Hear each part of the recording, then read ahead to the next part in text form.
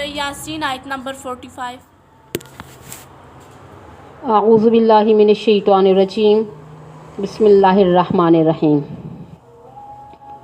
وَإِذَا، اور جس وقت قِيلَ لَهُمْ، کہا جاتا ہے ان سے، اتقوا، کہ بچو، ما، اس چیز سے، بین ایدیکم، جو تمہارے سامنے ہے، وما خلفکم، اور جو تمہارے پیچھے ہے، لعلکم ترحمون، تاکہ تم پر رحم کیا جائے۔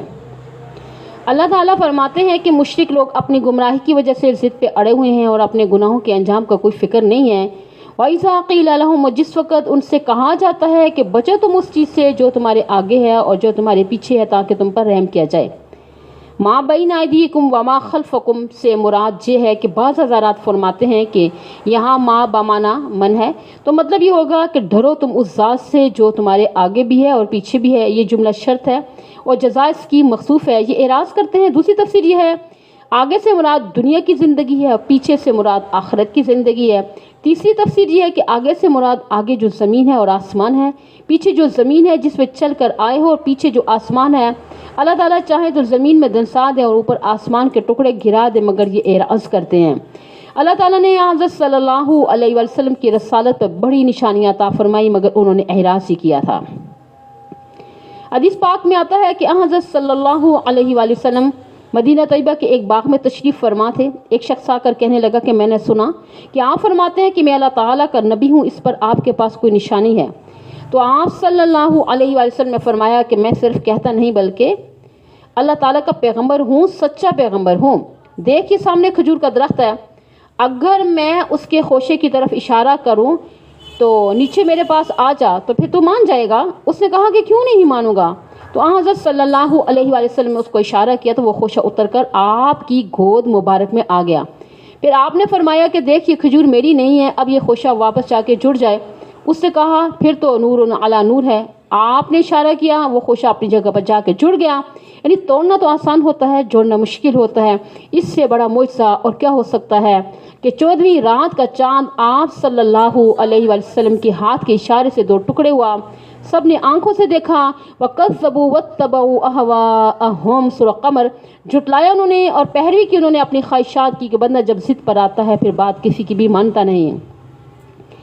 اسی طرح اللہ تعالیٰ فرماتے ہیں وَمَا يَأْتِيهِم مِّنْ آیَةٍ، نہیں آئی ان کے پاس کوئی نشانی، من آیات ربہم، ان کے رب کی نشانیوں میں سے، الا کانوا عنہا معرضین، مگر ہیں وہ اس سے اعراض کرنے والے۔ وَإِذَا قِيلَ لَهُمْ، جب کہا جاتا ہے ان سے، انفقوا مما رزقکم اللہ، خرچ کرو اس چیز سے جو رزق دیا ہے اللہ تعالیٰ نے تم کو۔ رب تعالیٰ نے تمہیں پیسے دی ہیں، اجناس دی ہے، پھل دیے ہیں، ان میں سے غریب لوگوں کو بھی دو، اور جو تم میں سے غریب ہیں اور غریب اور کمزور مومنوں نے کہا کہ کافروں کو تو تم ہمیں نہ دو، مگر تمہارے محلے میں جو غریب ہیں ان کو کھانا کھلاؤ، ان پہ خرچ کرو۔ اب ان کا یعنی کہ جواب تو یہ ہونا چاہیے تھا کہ وہ کہتے کہ بھائی انشاءاللہ تعالی ہم ان کو کھلائیں گے، ان پہ خرچ کریں گے، کیونکہ صدقہ خیرات کو تو کافر بھی اچھا سمجھتے ہیں۔ آج بھی کافر صدقہ خیرات اور رفع عامہ کے کام کرتے ہیں، مگر انہوں نے جواب یہ دیا کہ قال الذین کفروا، کہاں لوگوں نے کہ جو کافر ہیں، کہ للذین آمنوا، کہ ان لوگوں میں سے جو مومن ہیں کیا کہا تھا، انطعم من لو یشاء اللہ اطعمہ، کیا ہم کھلائیں ان کو، اگر اللہ تعالیٰ چاہتا تو کھلاتا اس کو۔ رب ان کو کیوں نہیں کھلاتا؟ ان کی منطق یہ تھی کہ رب ان سے راضی نہیں ہے، اگر راضی ہوتا تو خود ان کو کھلاتا۔ ان انتم الا فی ضلال مبین، اے مومنو نہیں ہو تم مگر کھلی گمراہی میں ہو۔ کہتے ہو نا کہ اپنا مال ان غریبوں پہ خرچ کرو جنہیں اللہ تعالیٰ بھوکا رکھنا چاہتا ہے، الٹی منطق دیکھیے کہ کافر مومنوں کو کہتے ہیں کہ تم کھلی گمراہی میں ہو۔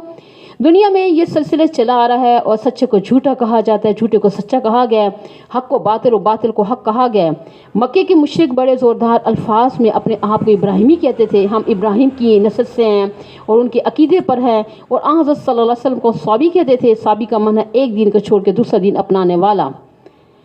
تو کہنے لگے کہ تم کھلی گمراہی میں ہو، یقولون، اور کہتے ہیں کہ جس قیامت کا تم ذکر کرتے ہو، متی ھذا الوعد ان کنتم صادقین، یہ قیامت کا وعدہ کب آئے گا، اگر تم سچے ہو تو بتلاؤ۔ مومنو کتنے سال باقی ہیں، کتنے مہینے باقی ہیں؟ قرآن پاک میں متعدد مقامات پہ اس کا ذکر ہے، سورۃ الاعراف میں بھی ہے، اور اس میں یہ فرمایا کہ یسألونک عن الساعۃ ایان مرساها، یہ لوگ آپ سے سوال کرتے ہیں قیامت کے بارے میں کہ کب ہوگا اس کا قائم ہونا، تو قل آپ کہہ دیں انما علمها عند ربی، پختہ بات ہے کہ اس کا علم میرے رب کے پاس ہے، مجھے علم نہیں ہے۔ مطلب ہے کہ کب آنی ہے قیامت، تو آنی ہے مگر اس کے صحیح وقت کا علم کسی کو بھی نہیں ہے۔ تو اسی طرح ہماری موت تو آنی ہے، اس میں کسی کو تردد نہیں ہے، مگر کب آئے گی اس کا علم اللہ تعالیٰ ہی کو ہے۔ فرماتے ہیں ما ینظرون الا صیحۃ واحدہ، نہیں انتظار کرتے مگر یہ ایک ہی چیخ کا۔ اسرافیل علیہ السلام بغل پھونکیں گے، تأخذہم، وہ ان کو پکڑے گی، وہ سب چیزوں پر حاوی اور چھا جائے گی، وہم یخصمون، وہ آپس میں جھگڑ رہے ہوں گے۔ یعنی یخصمون اصل میں تھا یحتسمون تھا، تا کو صاد کے یعنی اس کے ساتھ کیا اور پھر صاد کا صاد میں ادغام کیا تو یخصمون ہو گیا۔ تو جب چیخ ان کو پکڑے گی تو آپس میں جھگڑے ہوں گے، یعنی کہ سودا دینے والا قیمت زیادہ بتلائے گا، لینے والا چھوڑانے والا کم کرائے گا، کوشش کرے گا کہ قرضہ لینے والا مطالبہ کرے گا کہ دینے والا کہے گا کہ ابھی میرے پاس نہیں ہے، تو یہ لین دین وغیرہ کے جھگڑے ہو رہے ہوں گے، تو اسرافیل علیہ السلام بغل پھونک رہے ہوں گے اور ہر شے وہیں ڈھیر ہو جائے گی۔ حدیث پاک میں آتا ہے کہ بیچنے والا تھان بچھائے گا اور دکھانے کے لیے، ٹھیک ہے، ہم جیسے کپڑا خریدنے کے لیے جاتے ہیں تو مختلف قسم کے چیزیں بتاتے ہیں، اسی خریدنے والا اس کے ساتھ بھاؤ طے کر رہا ہوگا، دونوں ڈھیر ہو جائیں گے۔ ایک آدمی دودھ کا یعنی اپنے گھر کے دروازے کے قریب پہنچ جائے گا اور مگر اندر نہیں داخل ہو جائے گا، یعنی کہ دودھ لے کر، تو اسی طرح خود بھی گر جائے گا، دودھ بھی اسی کے ہاتھ میں ہوگا، وہ بالٹی بھی اس کے ساتھ میں گر جائے گی، وہ برتن بھی۔ آدمی لقمہ منہ میں ڈالے گا، حلق سے نیچے نہیں اتر سکے گا، پانی کا گھونٹ بھرے گا، حلق سے نیچے نہیں اتر سکے گا، ڈھیر ہو جائے گا، ایک پاؤں دروازے کے اندر ہوگا، ایک باہر ہوگا۔ اسرافیل بغل پھونکیں گے، یہ وہی ڈھیر ہو جائیں گے، فلا یستطیعون توصیۃ، پھر نہیں طاقت رکھیں گے یہ وصیت کرنے کی، نہ کوئی وصیت سننے والے ہوگا، ولا الی اہلہم یرجعون، اور نہ اپنے گھر والوں کی طرف لوٹ سکیں گے، یعنی کہ جہاں کہیں ہوں گے وہیں ڈھیر ہو جائیں گے۔ ونفخ فی الصور، اور پھونکا جائے گا بغل، فاذا ہم من الاجداث، یعنی اجداث جد سن کی جمع ہے، مانا ہے قبر، اجداث قبریں، مانا ہوگا پس وہ اچانک قبروں سے نکل کر الی ربہم ینسلون، اپنے رب کی طرف پھیل پڑیں گے، یعنی دوڑیں گے، مشرق والے، مغرب والے، شمال والے، جنوب والے، کیا انسان، کیا جنات، کیا حیوان، کیا خشکی والے، کیا تری والے، سب کے سب میدان محشر میں اکٹھے ہوں گے، سب قبروں سے نکلیں گے، سب ننگے ہوں گے۔ سب سے پہلے ابراہیم علیہ السلام کو لباس پہنایا جائے گا، دوسرے نمبر پر حضرت صلی اللہ علیہ وسلم کو، تیسرے نمبر پر موسیٰ علیہ السلام کو، پھر اپنے اپنے اعمال کے مطابق کسی کو 2 قدم کے بعد، کسی کو 4 قدم کے بعد لباس پہنایا جائے گا۔ اللہ تعالیٰ کی عدالت میں پیش ہوں گے، نفسا نفسی کا عالم ہوگا، ہر ایک کو اپنی فکر ہوگی، کوئی کسی کی فکر نہیں کرے گا۔ یوم یفر المرء من اخیہ و امہ و ابیہ و صاحبتہ و بنیہ، یعنی کہ جس دن بھاگے گا آدمی اپنے بھائی سے، اپنی ماں سے، اپنے باپ سے، اپنی بیویوں سے اور بیٹوں سے اور بچوں سے، یہاں جانے دینے کے لیے تیار ہیں، وہاں ایک نیکی دینے کے لیے کوئی تیار نہیں ہوگا۔ اس سے اندازہ لگائیں گے کتنا مشکل وقت ہوگا۔ قالو، تو کہیں گے یا ویلنا، ہائے افسوس ہمارے اوپر، کہ من بعثنا من مرقدنا، کس نے اٹھایا ہمیں ہماری لیٹنے والی جگہ سے، ہم قبروں میں لیٹے ہوئے تھے، ہمیں کس نے اٹھایا؟ ہاذا، یہ جواب ہے، ہاذا ما وعد الرحمن، یہ وہ چیز ہے جس کا وعدہ کیا رحمان نے، وصدق المرسلون، وہ سچ فرمایا اللہ تعالیٰ کے پیغمبروں نے۔ ایک وقت آئے گا، بغل پھونکا جائے گا، تم قبروں سے اٹھو گے، جو جہاں کہیں ہوگا وہیں اٹھے گا۔ باقی قبروں کا ذکر اس لیے ہے کہ عرب والے جو تھے یہ یعنی کہ مردوں کو قبروں میں دفن کرتے تھے، یہود و نصارہ بھی دفن کرتے ہیں، تو باقی جن کو جلا دیا جاتا ہے وہ بھی اٹھیں گے، اور جن کو درندے کھا گئے ہیں وہ بھی اٹھیں گے، مچھلیاں کھا گئی وہ بھی اٹھیں گے، سب اللہ تعالیٰ کی عدالت میں جمع ہوں گے۔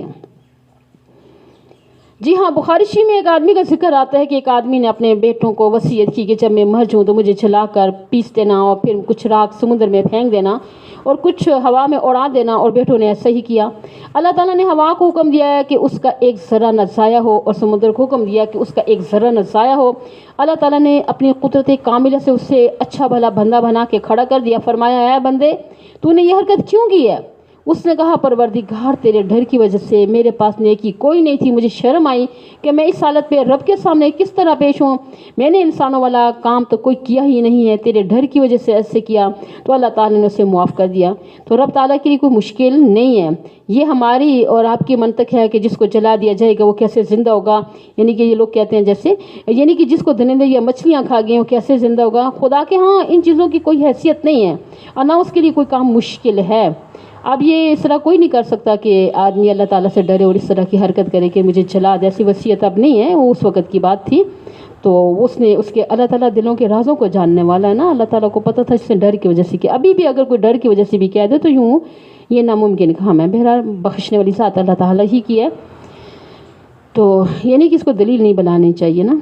ان کانت الا صیحۃ واحدہ، نہیں ہوگی مگر ایک ہی چیخ، فاذا ہم جمیع لدینا محضرون، پس وہ سارے کے سارے ہمارے پاس حاضر ہوں گے، اللہ تعالیٰ کی عدالت میں حاضر ہوں گے۔ یہاں پر ایک مسئلہ سمجھ لیے کہ منکرین عذاب قبر اس آیت کریمہ کو اپنے دعوے پہ پیش کرتے ہیں کہ مرقد کا معنی ہے کہ سونے کی جگہ، تو سوتا تو وہ ہے جس کو تکلیف نہ ہو، اور تکلیف والے کو کب نیند آتی ہے جس کو فرشتے ہتھوڑے مارے پسلیاں آر پار ہو، وہ کیسے سو سکتا ہے، وہ کیسے ہوتا ہے؟ یعنی اس کا پہلا جواب تو یہ یہاں کہ مرقد کا معنی سونے کا نہیں ہے، ٹھیک ہے، تو بلکہ لیٹے کی جگہ کریں گے اور ان کو لیٹے کی جگہ سے اٹھایا جائے گا۔ دوسرا جواب یہ دیا ہے کہ قیامت قائم ہونے سے کچھ دیر پہلے عذاب موقوف کر دیا جائے گا، تو جس وقت اٹھیں گے تو اس وقت کے لحاظ سے وہ مرقد ہے، پہلے نہیں، کیونکہ مرنے کے بعد مسلسل عذاب ہوتا رہتا ہے۔